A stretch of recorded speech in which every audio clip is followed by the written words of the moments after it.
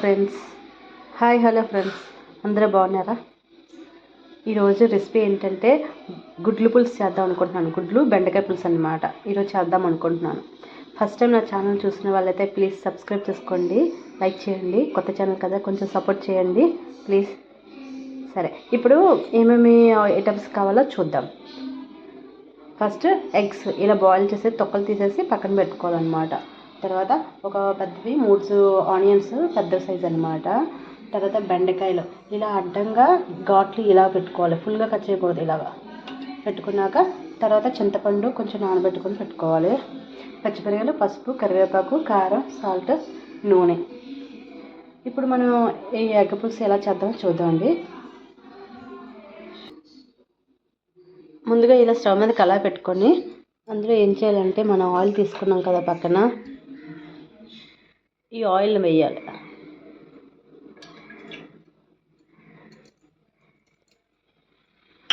Oil వేసాక ఇవి బాగా మరగాలి. ఆయిల్ మరిగాక ఏం చేయాలంటే కొంచెం అందులోని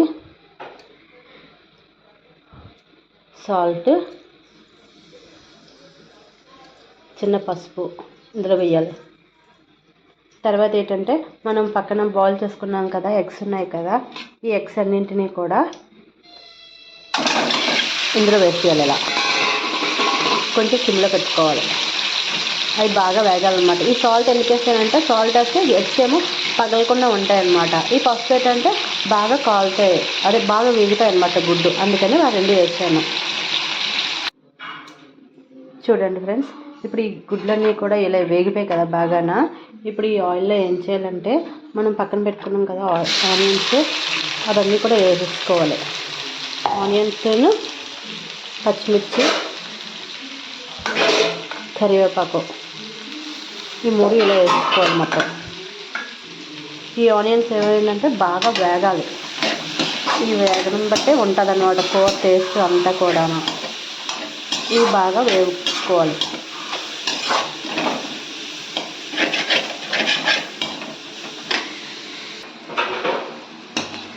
ఇలా ఆనియన్స్ బాగా వేగాయి కదండి.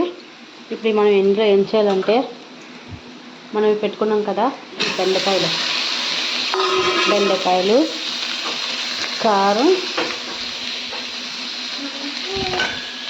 ఈ సాల్ట్ పెట్టుకున్నాం కదా పక్కన, సాల్ట్, ఈ పసుపు, ఇవన్నీ కూడా మిక్స్ చేసుకోవాలి. ఇలా మిక్స్ చేసుకొని ఒకసారి ఇలా కలపాలి. అమ్మా వస్తున్నాను తల్లి.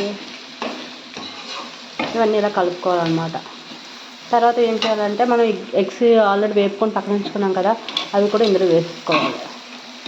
ఒకసారి ఇలా కలుపుకోవాలి. చూడండి ఫ్రెండ్స్, ఇందులో ఈ చింతపండు రసం పక్కన పెట్టుకున్నాం కదా, అందులో అది కూడా ఇందులో మిక్స్ చేసుకోవాలన్నమాట. ఒకసారి ఇలాగా బాగా కలుపుకోవాలి అన్నీ కలిసి ఇలాగా. తర్వాత ఏం చేయాలంటే దీన్ని మూత పెట్టేసుకోవాలి. చూడండి ఫ్రెండ్స్, మధ్యలో ఒకసారి ఇలా మూత తీసి మళ్ళీ ఒకసారి కలపాలి. బాగా ఉడుకుతుంది కదా, ఇదంతా దగ్గరగా అవ్వాలన్నమాట. కొంచెం పులుసుగా ఉండి చాలా బాగుంటుంది. మీరు కూడా ట్రై చేయండి ఫ్రెండ్స్. చూడండి ఫ్రెండ్స్, గుడ్లు పులుసు రెడీ అయిపోయిందన్నమాట. చూసారా, గుడ్లు బెండకాయ పులుసు అనమాట. ఇందులో రొయ్యలు ఉంటే అది కూడా వేసుకోవచ్చు, మిక్స్ చేసుకోవచ్చు. నా దగ్గర లేవు. పైన కొత్తిమీర ఉన్న పైన వేసుకోవచ్చు, అది కూడా నా దగ్గర లేదు. ఓకే ఫ్రెండ్స్, ఎలా ఉంది చెప్పండి. నా ఛానల్ సబ్స్క్రైబ్ చేసుకోండి ప్లీజ్, లైక్ చేయండి, సపోర్ట్ చేయండి. Okay friends, bye. యమ్మీ గుడ్లు పులుసు ఈ వర్షంలో అనమాట. Bye friends.